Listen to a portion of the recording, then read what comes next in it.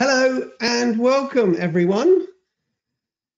Welcome to the Art of Cyber Warfare. Cyber war is huge these days, and today we are delighted to have Jeff White with us. But first, I am Jake Moore. I am a cybersecurity specialist at ESET, and I'm also joined here with my colleague, Michael Clemens, and I'll be passing it over to him in a moment. But yeah, thank you, a huge thank you to Jeff White, who is I'm a big fan of Jeff actually. He's done some amazing podcasts, written an incredible book. And I was just saying to him, it's strange to see him and his face because I'm usually listening to him on my walks with my podcasts. So it's nice to have you here today, Jeff. Thank you so much.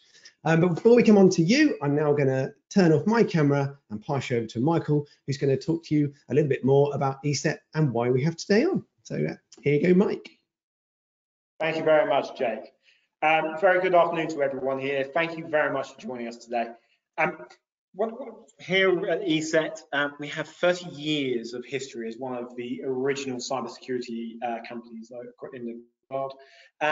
And through our efforts and of our R&D offices and for our network of 170 million honeypots across the globe, what it helps us to do is tell something you don't already know. Now, a bit of a humble brag, ESET is actually kind of used, most environments we're not able to share this, but given kind of hopefully this is a trusted group of individuals that we have in here. We have many of the leading companies, including the likes of Google and several national agencies across EMEA, who value ESET's position as Europe's leading provider of threat intelligence and quality. In-depth quality of reporting and understanding the global threats that we all see today in order to better understand those threats and protect against them. So one of the things we really understand here is that it's very difficult for businesses to understand the risks of the unknown at the board level. However, what we do at ESET is strive to provide you with the insights to understand the threats and risks that they pose, and additionally provide technology to help protect against them. So what we do here, every 4 months, we provide a free report, break down all the latest different threats and risks posed. In fact, actually, we're running a webinar fairly in the coming weeks, which I'm sure you'll be all made aware of. But we also have this is also hosted on our kind of world-leading, and something we're very proud of, our world-leading security blog, which is on welivesecurity.com. And then on that site, you will find, amongst a lot of other things, our proprietary research and also a lot of news and information that's hopefully useful to keeping you understanding those threats and challenges, and also creating a wider community for people to share experiences across. So if you're interested in learning a little bit more of what we offer, at the end of this, we're very happy to arrange a meeting in order to talk you through some of those findings, those latest threat reports, and take you through some of those guides. But today we've actually asked Jeff White, who is, and I'm sure this is who you're here for today, who is a renowned investigative journalist and the author in the cybercrime arena. And he's going to present today a story about SONY, and it's going to talk about really how some of the biggest IT literate and security savvy organizations can still fall foul of major cyber attacks. We've also, as we can see some of the banner pieces, we've got a series here called The Art of CyberWar. And this is going to be a series of events to discuss a lot of the lessons that can be learned and to demonstrate that it's more important than ever to really see how we can dynamically improve our cyber defense postures in different ways. So as part of this series, Jeff will be presenting 2 more sessions over the coming months, which I'm sure you'll be emailed details of shortly. I believe there's 1 in November, 1 in December. We also have another series of sessions, including speakers such as the Deputy Director of the National Cyber Deception Lab, Rob Black, and he'll be there talking about offensive strategies and some really thought-provoking and interesting emerging area of cyber of the cyberspace. So look, ultimately, we here at ESET believe that cyber threat intelligence should come from a credible partner and should be part of the ongoing learning process. And ESET's position and credibility in the space is second to none. So what we want to do today is obviously bring on board someone whose credibility is second to none in Jeff White. And if you kind of want to learn anything else about ESET, then certainly we can do that after the event. But in the meantime, I'm going to pass you over to Jeff. Please enjoy the session. There's a live Q&A, so please go forward and put your questions in, and I'm sure they'll be raised to Jeff as we go over. But as we go, over to you, Jeff.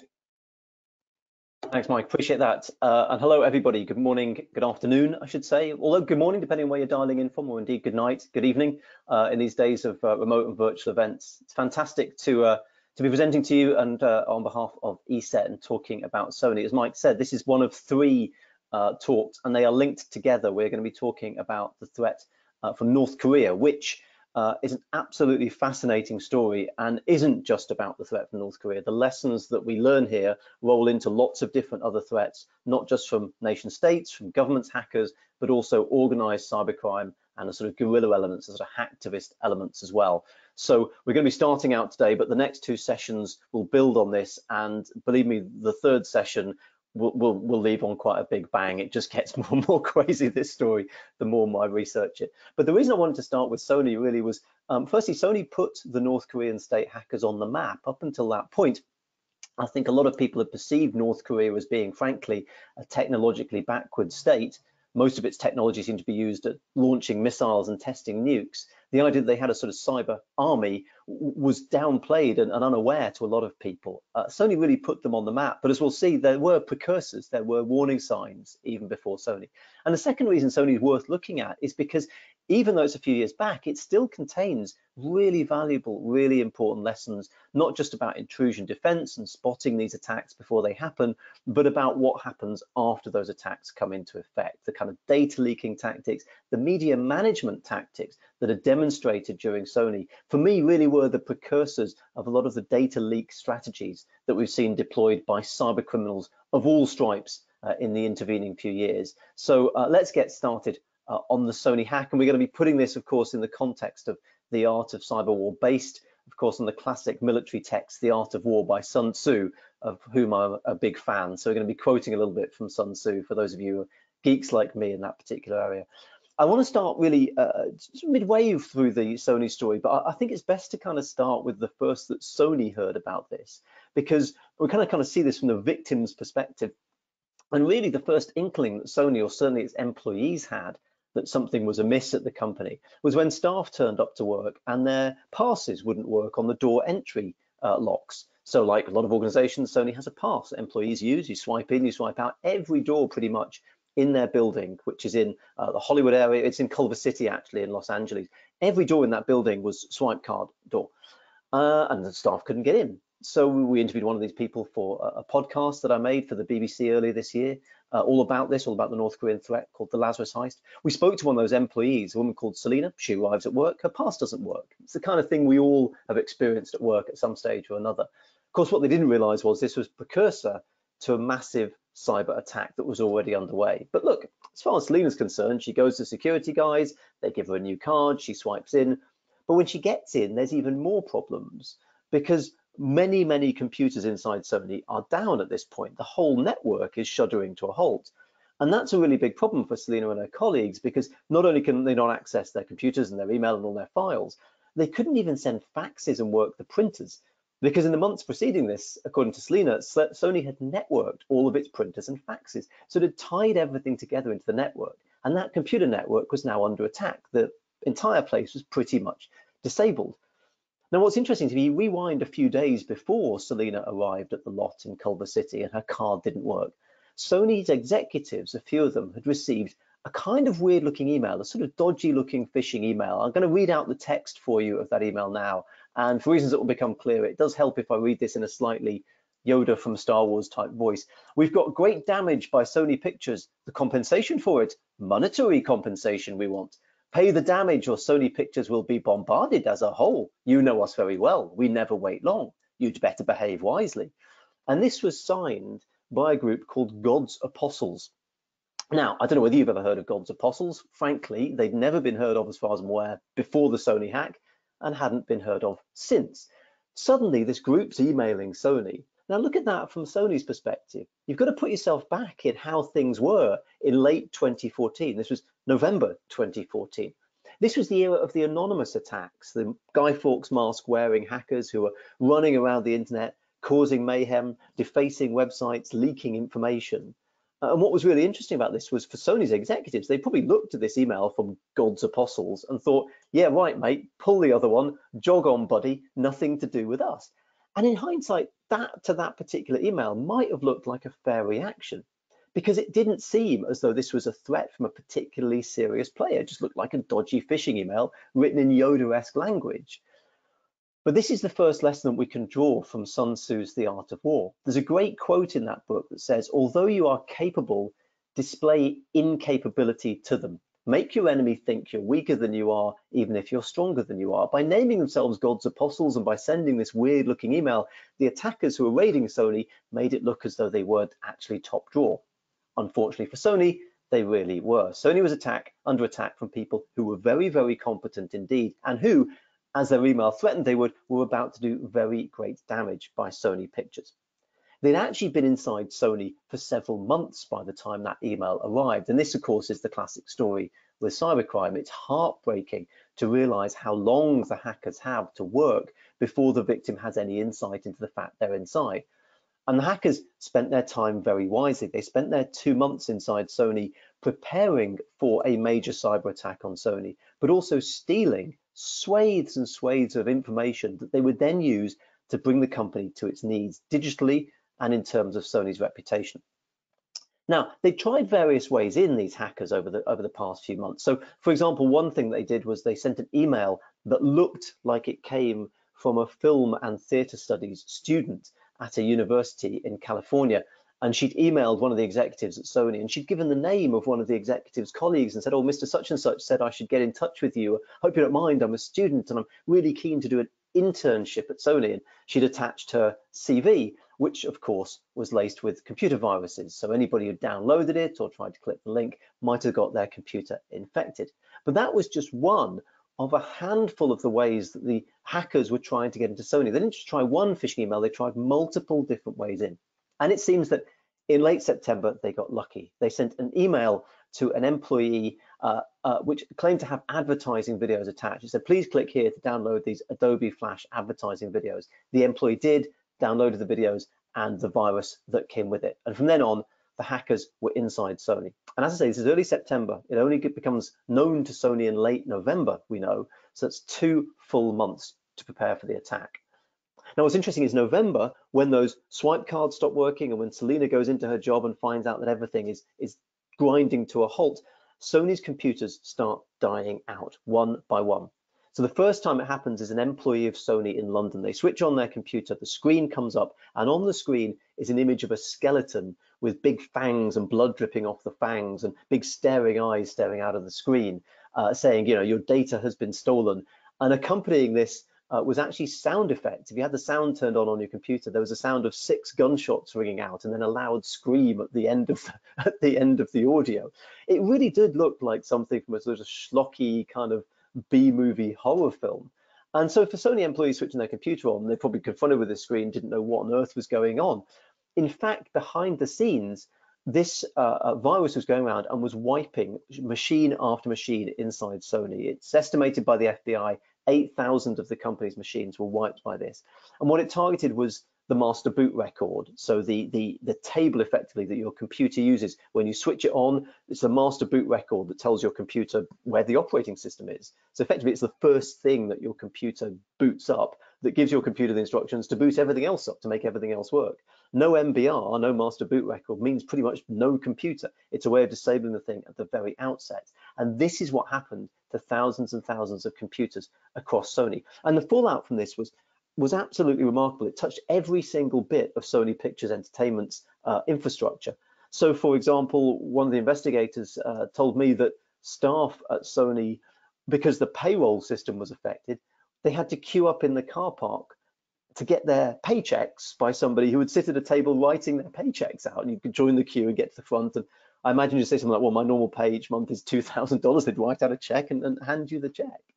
There was a coffee shop in the lot at Sony where staff would nip out and they could get a coffee. For weeks after the hack, the coffee shop couldn't take credit card payments because its computer systems were so scrambled. This was absolute chaos inside Sony. And this is what the hackers have been gearing up to. But it didn't stop there. This wasn't just a malicious machine wiping attack. It gets much, much worse for Sony and much more interesting from a data leaking and media management point of view.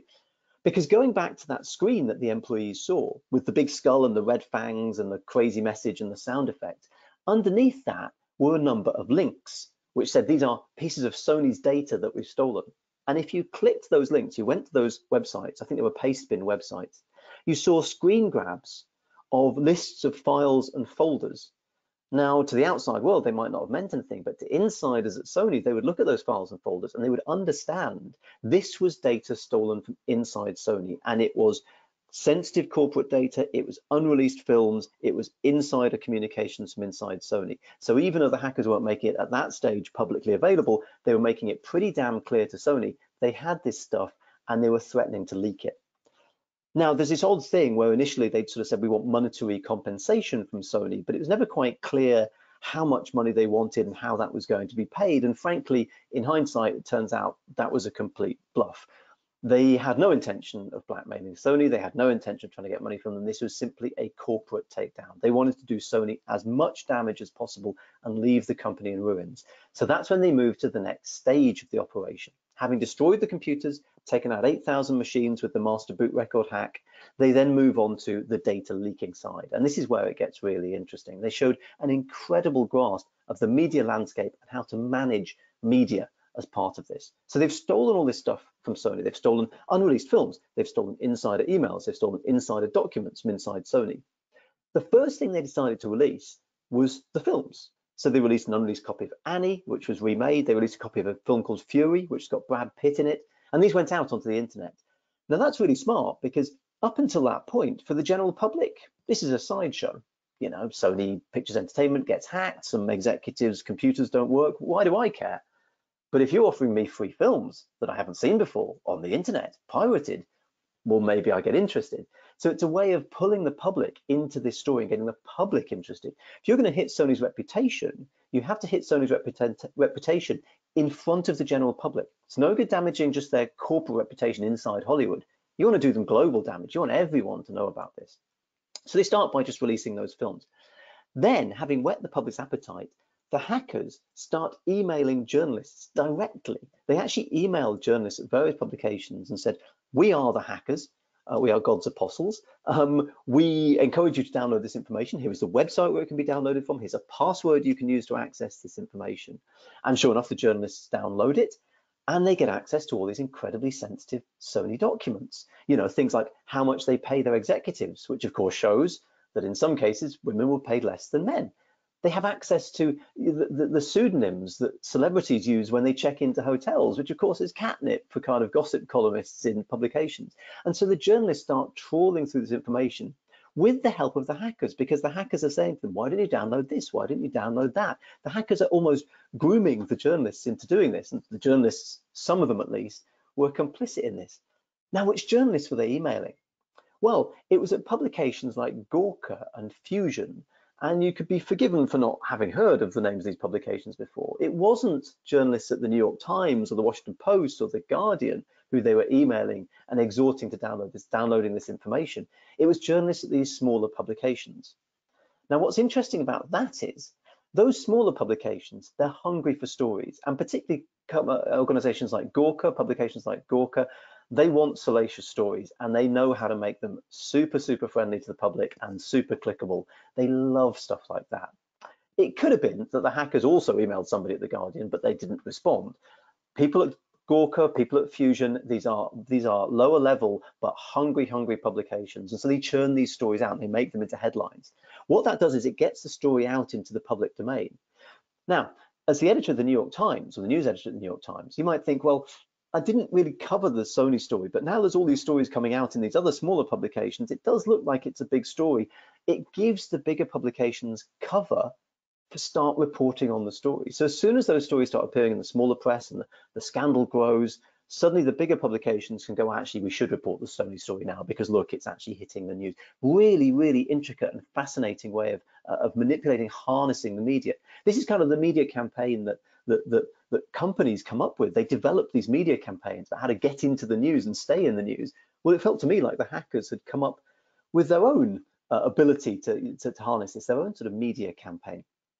But it didn't stop there. Those stories about celebrities, salaries, and all that kind of thing, little salacious gossip, that was just the prelude. The hackers start releasing the information in batches, and they're working up. Each batch is going to get bigger and bigger and bigger. And the batch that's yet to come is the personal emails of Amy Pascal, who you may well not know. She was the co-chairperson of Sony. She's one of the most powerful people in Hollywood, knew loads of celebrities. She was the power person behind so many famous films and famous people.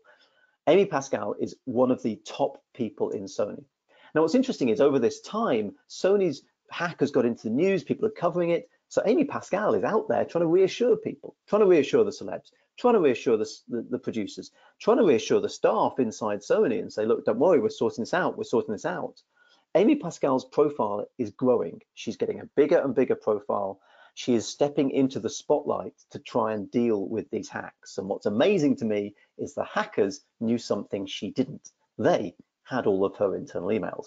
As she's getting further and further into the spotlight, she's getting further and further over a trapdoor that the hackers know they have access to. And sure enough, 8th of December, a few weeks after the hack got found out by Sony, Amy Pascal's emails get leaked online, thousands of them, and they are so damaging. She's been part of gossip conversations in which Angelina Jolie, for example, the actress, is described as a minimally talented, spoiled brat. I have to say, having seen some of Angelina Jolie's movies, I would agree with the minimally talented bit. Spoiled brat, I'm not so sure about. But it's incredibly damaging for Amy Pascal because suddenly all of those indiscreet moments, and there were some very indiscreet moments, get exposed on the internet. There's no way she can survive. She quits Sony. That's it. Her career in Hollywood is, for that point, over. They've managed to get the key scout. They've managed to get somebody at the top of Sony forced out of the job. Next in line was Amy Pascal's colleague, a guy called Michael Linton. He's even more senior. He's not just the co-chairperson alongside Amy Pascal. He's the chief exec. He's the chief exec of Sony Pictures Entertainment. They've got his emails all lined up. Now they start announcing that. They start saying, look, on this particular date, we're going to release Michael Linton's emails and he's going to be the next one in line. Like I say, they've got a plan. They start here, they know where they're going, and they're going over there, and they're going for the top scalp at Sony. And they almost got it. They did release Michael Linton's emails, but it didn't cost him his job. And to understand why that happened, we need to go back and we need to look at who was actually behind this hack and whose fingerprints, certainly according to the FBI, are all over it. Now, again, put yourself back at the point when this hack happened. I was in the Channel 4 newsroom. I was watching this hack unfold, and I was watching all the different stories about, all the stuff coming out in the celebrities, but also, of course, the investigation into who was behind this. Now, some journalists had fairly soon after the hack cottoned on to the fact that Sony had put together a film called The Interview, which many of you will know. This was a film made by Sony, starring Seth Rogen, and it was all about a couple of bumbling journalists who go over to North Korea because they are promised an interview with Kim Jong-un. So Seth Rogen's character plays a producer on a TV show. It turns out it's a chat show, a very vacuous chat show. It turns out that Kim Jong-un is a massive fan of this chat show and wants to appear on it. So they get flown out to North Korea to interview Kim Jong-un. Then the CIA in the film approach the journalists and say, look, could you take part in an assassination attempt against Kim Jong-un while you're over there? And the journalists agree and cue much bumbling, hilarious slapstick comedy, which in the end does end with them killing Kim Jong-un as part of the plot. So that's basically the plot of the movie, The Interview. Now, at the end of the film, Kim Jong-un's death is shown in incredibly graphic detail. It's a very, very major death scene. You have to put this in the context of some of the sort of North Koreaism about this. In North Korea, Kim Jong-un's face, in fact, all of the Kim family, his father and his grandfather, who also ran the country, their image is considered sacrosanct, to borrow a religious phrase, to the point where if you have a newspaper in North Korea, if you pick up a newspaper, when you finish reading the newspaper, you don't crunch up and put it in the bin, because in the newspaper somewhere, almost certainly probably on the front page, will be a picture of Kim Jong-un or Kim Il-sung or Kim Jong-il, his father and grandfather. And crumpling up their image and putting it in the dustbin would be incredibly disrespectful. You hand the newspaper to an official who will dispose of it properly. That's the level that their images are taken at. They are incredibly, incredibly privileged and prestigious images. So the idea of one of them being shown, being destroyed in a film, would be incredibly incendiary to North Korea. So this was the logic, the idea, well, the film was being put out by Sony, it would have annoyed North Korea, maybe North Korea is behind the hack. But it has to be said, there was an awful lot of skepticism of that theory at the time, back in November 2014 and into December, and I was part of that. I thought it was yet to be proved that North Korea had done this, that they were behind this. At the time, it didn't seem sort of feasible. It didn't seem really their bag. So, for example, one of the other explanations, I mean, Sony Pictures Entertainment had let a lot of people go in the lead up to this. There was a big sort of round of redundancies back earlier in the year, sort of March, April time. They let a lot of people go. And so there's this idea that maybe a disgruntled former employee had done this. And I have to say, back in November 2014, December 2014, that theory actually seemed a lot more credible than the idea that North Korea would hack Sony and take it offline for the sake of this film.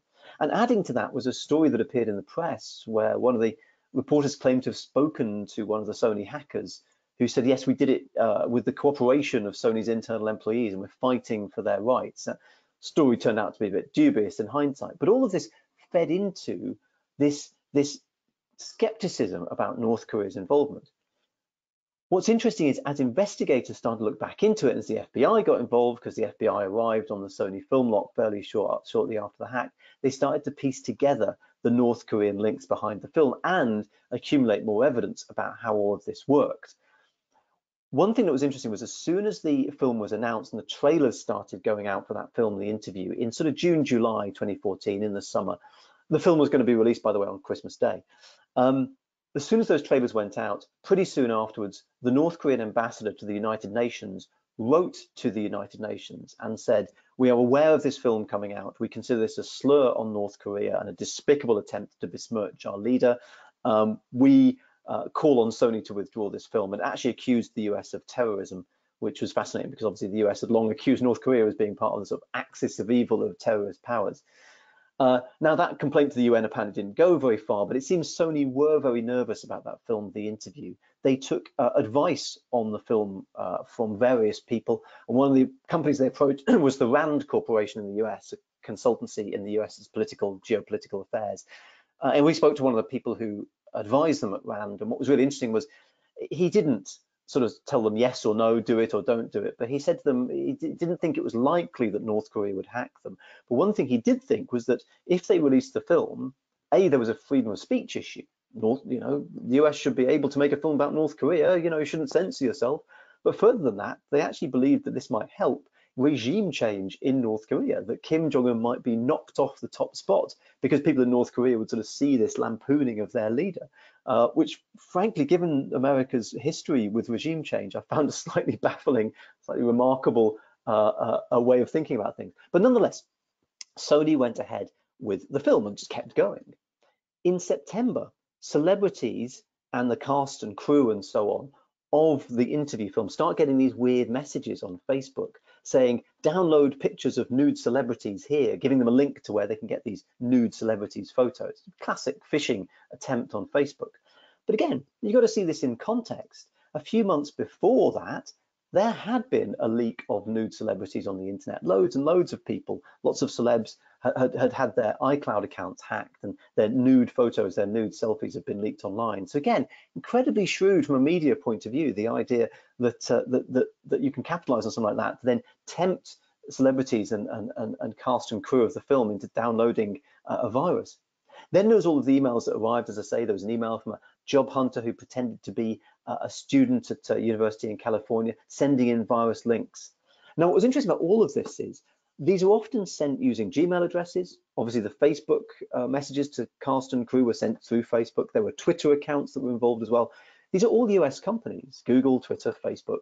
So the FBI's next stop is, hit them with warrants. Say, look, here's this Gmail account or this Twitter account, Facebook account. I'm pretty sure it was used in the Sony Pictures Entertainment hack. We want access to the contents, access to the information here. And sure enough, because it's the FBI's warrants are correctly served, the social media companies and the Google and so on rendered up information. And the FBI started to put all of these links together. They started to link these Facebook accounts together. They started to link IP addresses together. They started to track IP addresses to other attacks in which those IP addresses have been used. And they start to trace back the links towards Pyongyang, to that attribution towards North Korea. And one of the really interesting things was, as I said, this attack really put North Korea on the map, but it wasn't their first one. The previous year, in 2013, there'd been a spate of attacks against businesses in South Korea, in Seoul. So broadcasters and banks in Seoul had been hit. Now, what's interesting is looking back at that attack through the binoculars of hindsight that we now have, those companies were hit, their computers' master boot records were taken out of action, and left on the screen was an image of a skeleton with a sort of threatening message at the bottom. And the claim of the attack was again by hacking groups who we'd never heard of before, the Whois team and the New Romantic Cyber Army team. Suddenly, those attacks in 2013 in Seoul start to look really, really familiar. Wiping the master boot record, leaving the skull's image, blaming it on a hacker group who'd never been heard of before. Those 2013 Seoul attacks look like a forerunner to the Sony attacks. Suddenly, it all starts to make sense in hindsight. What's really worrying, looking back at those 2013 attacks, which became known as Dark Seoul, was researchers at the time started trying to find traces of where those viruses have been used elsewhere in South Korea. And this is what takes us into the cyber war part of this particular presentation. They found those viruses inside military networks, defense and intelligence networks inside South Korea. So the accusation by the researchers was that whoever had carried out these Dark Seoul attacks, which most people are attributing to North Korea, had actually penetrated South Korea's military. Now, what's interesting, if you think about the damage that was done to Sony's computers, 8,000 of them wiped out in a flash, that same damage could, according to researchers, have been inflicted on South Korea's military. Now, at that stage, things start to get very real indeed, don't they? I mean, this is a nuclear armed power, nuclear testing power in the north. South Korea is defended and allied with the US, with whom, by the way, North Korea still considers itself at war. The US is nuclear armed. The tensions in that area are obviously very, very high. And you now have a situation whereby hackers can shut down military networks at will. It's terrifying. It's a genuinely terrifying outcome. The only relief perhaps in all of this is they clearly didn't activate their viruses. They didn't shut down military infrastructure in South Korea. I suspect because they knew if they'd done that, it could have triggered World War III. And perhaps the hackers were as uninterested in doing that as thankfully all of us were. But it traces back, and these roots, as I say, trace back to attacks attributed in the past to Pyongyang. But let's go quickly back to the Sony case in the closing few minutes, because the story isn't over yet for Sony. What's interesting is once the data's leaked, it then goes on to WikiLeaks. And of course, WikiLeaks don't censor anything. They put everything on. So all 38,000 Sony stolen emails end up on WikiLeaks. Now, what's interesting is WikiLeaks generally is trying to expose corruption and wrongdoing, and they've done a very good job of that over the years. Sony, as far as I could work out, hadn't done anything. They weren't exposing corruption at Sony. They weren't exposing wrongdoing. If you look at WikiLeaks' argument for this, they were saying, well, Sony's a big corporation and it's got links to the US government, and so we think it's fair game. You can argue the toss about that argument, but ultimately what happened was employees' own emails, rank and file employees of Sony, ended up with their emails on WikiLeaks. And what that did was made the whole thing searchable. So we spoke to one Sony employee who at the time of the hack had left Sony. She left Sony a few months before, done a training course, was now in the job market. So she's trying to find a job. She's going to job interviews. And suddenly all of the emails, including hers, go live on WikiLeaks at the time she's trying to find a job.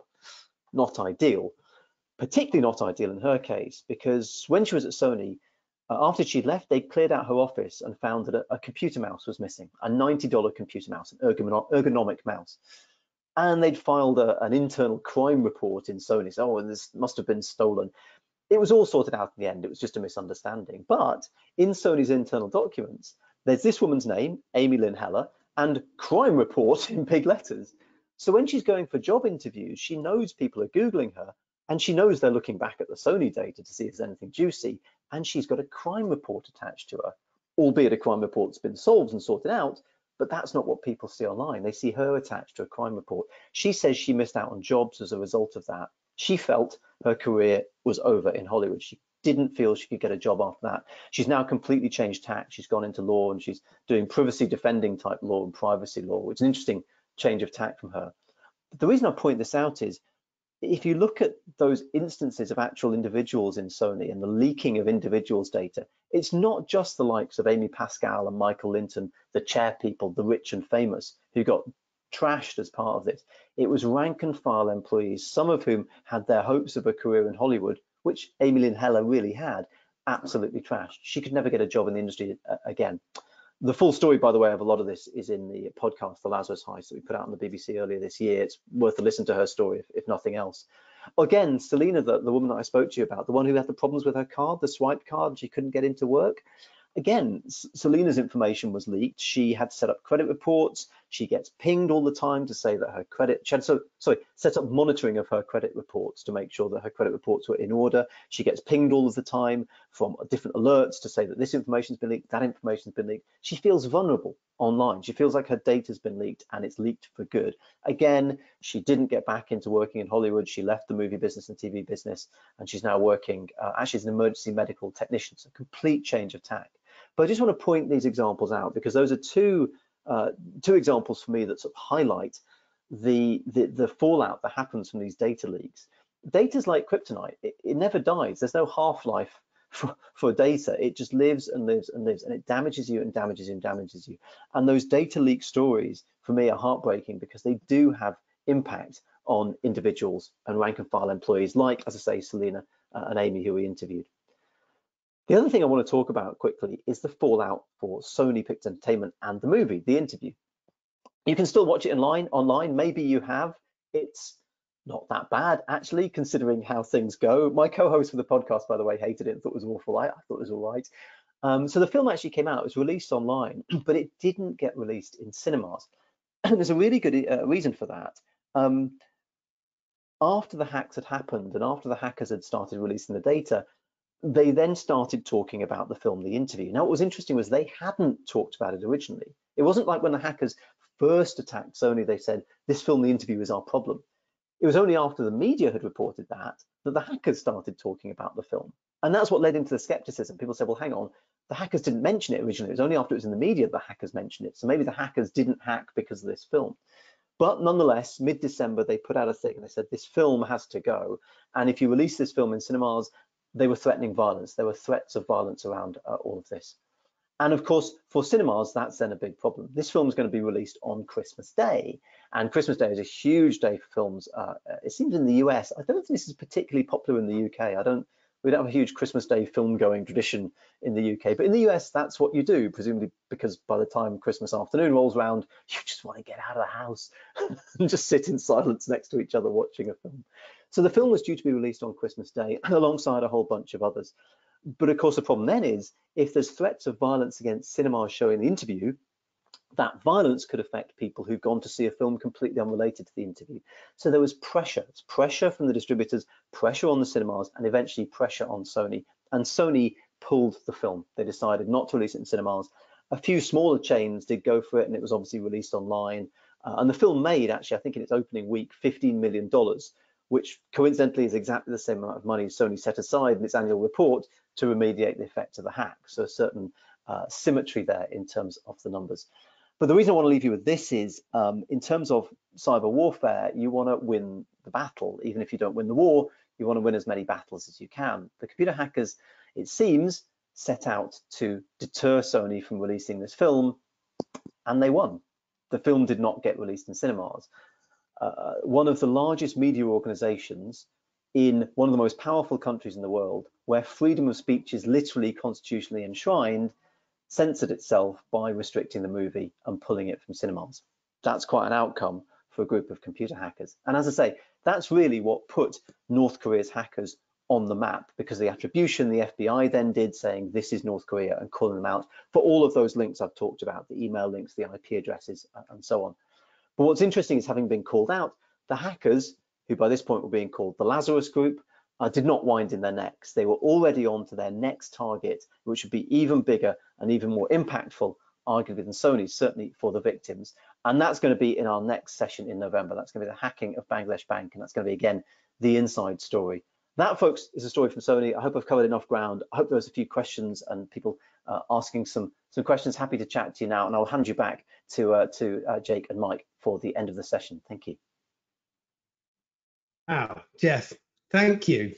I've heard you, in fact, tell this story a couple of times, and I still love hearing it. There are always bits that I just go and think, that's unbelievable still. It's always new bits, yeah. For me, it's the film, the interview. I remember watching it.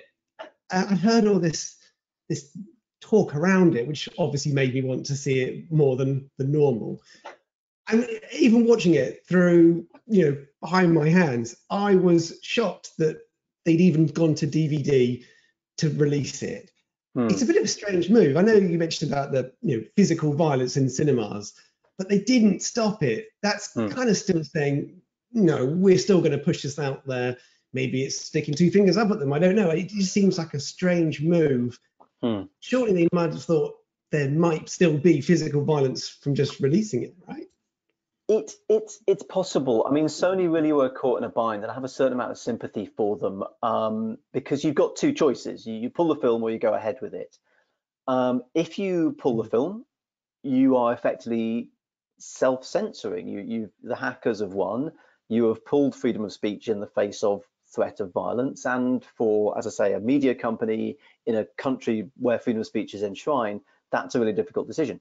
But if you go ahead with it and something happens, I mean, there were conversations around legal liability for cinemas and cinema chains and what Sony's legal liability were. Of course, the lawyers get involved. If you go ahead and release it, you've also got issues. For me, the decision on whether to do it and the real heavy conversation should really have happened right at the very, very beginning. I feel, having talked to the person who wrote the screenplay for the film and having had some interactions, with various people along the way, I feel that they sort of bumbled into this position where they had this idea, well, let's actually do it about Kim Jong-un. And that then, it's one of these classic things where the problem never comes at the end, the problem comes at the very, very beginning. It's like security, the decisions you make now, by the time 6 months later they've all bedded in, that's when the real heavy ramifications come. It's always in the seed of the decision that you need to get things right. And I just feel with that film, they had this idea, let's make it about Kim Jong-un, and everyone, yay! And then suddenly 3 months later, it's like, whoa, hang on, we're actually making this now. But the juggernaut was rolling, and it was too late to stop it, I think. That's roughly speaking what I think about it. Well, it reminded me of Team America World Police from all those years ago. Even that, I couldn't believe that was made. But yeah, that made it to the cinema and still gets talked about today as a strange yet weird, humoured film. But we have had some questions in, and I'd like to open it up to anyone who wants to throw out a question, just put it in the box. So I have, so after the attack, what did Sony do to mitigate against the risk of it happening again? So we haven't seen any more attacks to Sony, so they must have done something, cleaned up their act, or haven't they not been attacked? It's a very good question. It has to be said, Sony, there've been history with Sony, different parts of Sony. So the Sony Pictures Entertainment, which is obviously one division of Sony. You will remember there was also the PlayStation hack. Somebody managed to hack into PlayStation, GeoHots, I think it was. And so Sony had been subjected to a DDoS attack, which had obviously got quite nasty. So there've been tech security issues at Sony generally, corporately, before this. Look, I would love to tell you that Sony have been on a corporate journey, have improved their security and all that kind of thing. I guess they have. Sony have never responded to any of our queries for comment, because that would be one of the interesting things to ask is, what have Sony done subsequently? There was a new raft of people came in afterwards. A lot of people went, I say, before the hack, there was a big clean out. After the hack, some people went, they got new people in. I'm not sure. And it's not really for me to say this. Go to Sony's website. I'm sure they've got a press release about what they do with their security. But all I can say is I hope and I would expect that they've beefed up their security as a result of it. Yeah, me too. I've got a question about GDPR. You can't do one of these webinars without GDPR coming up. So if this had happened post GDPR, was that 3 years ago or so, what kind of action would have been brought against them? So would it have been likely to have hit them with the big 4% of their global turnover, do you think? It's an excellent question.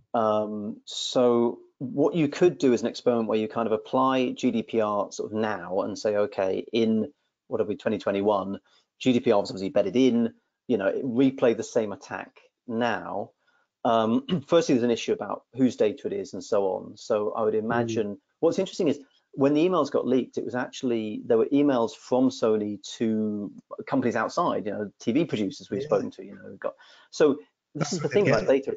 It's both sides of the conversation that happen. And those Amy Pascal emails, she was part of the conversation in some of those emails. She wasn't actually the person saying things, but she was CC'd in the conversation. So again, the fallout from the Sony leak and hacks affects, you know, everybody. You know, there's a huge spider's web attack.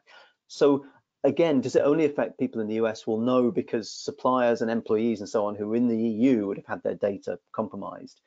One thing that's interesting about all of this is the data wasn't encrypted as far as I'm aware. I certainly don't remember any sense that it had to be decrypted. I think it was just stolen in plain text from Sony. So again, these days, I think you'd have a fair thing to say, look, I'm a European employee, I'm a European person. Sony's let my data go amiss. It didn't encrypt it. It's ended up on the web. I've been damaged. You could argue I've lost jobs or I can't get a job, like Lynn was trying to argue.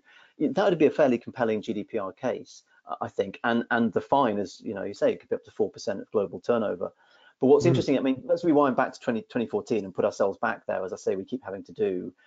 To what extent was encryption of corporate data like that state of the art? I think you could argue it should have been, it could have been, but again, the lawyers would be arguing, well, hang on, nobody else encrypts their spreadsheets of employees' pay, we didn't. So it's an interesting thing about applying GDPR, but as I say, you've got to kind of work out, well, when are we applying GDPR and whose standards are we applying? But certainly, I think they would be open to a lot of actions under GDPR. People would certainly be chancing their arm. It's huge. I mean, I think it's a great test case to talk about with companies, because it's difficult to scare people because you don't want to push them away, but you need to come up with an actual case study to prove that this can happen. I find that if they're going to attack, they will get through. And this is the whole point of, you know, nation state attacks. They will break down the barriers. It's just, they could be successful once. They've only got to be successful once to get what they're actually after, and then it's reputation, it's finances, everything. So yeah, it's a great one to remind people that it can happen. But unfortunately, the further you go away from these kind of things, people start to forget about them. So it's a funny balance, isn't it, to get people to realize what you've got to do to stop those attacks. So we've got it's not a question, but it's just from someone. It's from Pam. She says a very big thank you to Jeff for this presentation. Wow, it just goes to show that anybody can get hacked. That is very true. However much you have on board with training and so on, it's about mitigating it. And I think that's what we're discussing really now, is to make people aware and to prove to them they do need those things in place. And so us at ESET will be in touch with everyone who's listened today. So a big thank you to everyone for coming along. But I suppose that's really it for tidying it all up. A huge thank you to you, Jeff. You've been well, fantastic. I love this story. I can't wait for more to come out from you, more podcasts, more books. Keep it going. We need more people like you showing everyone. And actually on the next slide I've got here are about the next two that you're going to be with us. So if you'd like to maybe make a couple of notes on these two, that would be fantastic. Yeah, sure. So we're moving next to the Bangladesh Bank heist, which is possibly the most audacious cyber attack in hacking history. Again, so much more stuff, so many more details on the inside that we can share with that, and so many more lessons to sort of unpack about cybercrime, about defense, and so on. But also, what's interesting about this is what happens after the hack, if you like. What's fascinating in the Bangladesh Bank thing is the tie-ups between those nation-state hackers, North Korea allegedly in this case, and organised crime. And what organised crime brings to the party is, well, clues in the title, organisation. So you get hit. It's the organised crime elements who are going to help get that money out, get that data out. They're sort of facilitating all of this. And that leads us on to episode 3, where this goes into sort of top gear. And the stories of Banco Valletta and Cosmos and the money laundering around that just shows how incredibly tight these connections are between, you know, government hackers in this case and organized crime. But also, frankly, you just won't believe where the organized crime links lead you. This is an absolute astonishing story. I won't ruin it for you, but yeah, certainly tune in for the next couple, because it ends with a bit of a bang. So I look forward to them. Good. Well, we had one more question actually, and it's from Steve, and he says, if Sony had been using endpoint detection and response, would they have seen this hack before it was detonated? And if yes, how? Really interesting question, that one. Possibly yes. I mean, the thing is, as I say, we haven't spoken directly to Sony, and you'd need to go in and sort of, you know, forensically look at all of the thing. You know, for a start, spotting phishing emails as they come through, that's a possibility. Filtering these things out was a possibility. Secondly, staff training so that you spot, you know, the dodgy emails when they come through, again, really important. But again, Sony's got thousands of employees. You only need one person to do it wrong.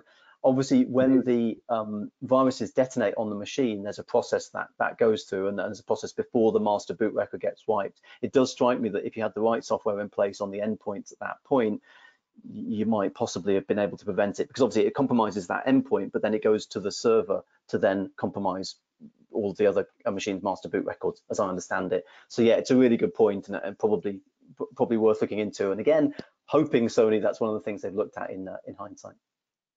Do you know what? I always like it if a case like this ever gets to court, because only then do you get to really find out the nitty gritty about what's actually happened. So it's always a shame if it doesn't end up in court, because the likelihood is they're going to try and keep this under wraps so no one gets to know about it. But hey ho.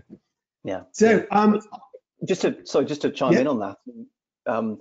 Obviously, it hasn't gone to court, so to speak, but the Sony hack is outlined in immense detail by the FBI in their criminal complaint against one of the North Koreans, Mr. Park Jin-hyuk, which also outlines a huge amount about Bangladesh bank hack, which he's also accused of helping carry out. And the Bangladesh bank case, obviously Bangladesh Bank is now suing everybody, basically, as many people as they can. So again, there's a huge legal document from Bangladesh Bank. So you're right, those legal documents for me as a journalist are great, because you can piece together, or the allegations, but you can piece together what the allegations, the story they're telling. So yeah, I absolutely agree. It's really useful.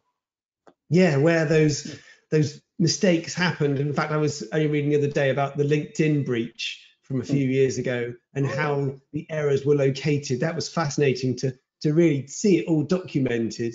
But unfortunately, finding these attackers are few and far between, because they are able to hide in digital shadows. So difficult one. Right. I'm going to close up right now and just say another big thank you to you, and very much looking forward to the next couple that we've got lined up with you. So thanks very much to you, and thanks to everyone for listening. We'll have this recording online if it needs to be watched again, and show any of your colleagues how fascinating this actually is. And we'll also be in touch about how ESET can help you in your day-to-day lives and your businesses. So thanks to everyone, and hopefully see you all very soon. All right.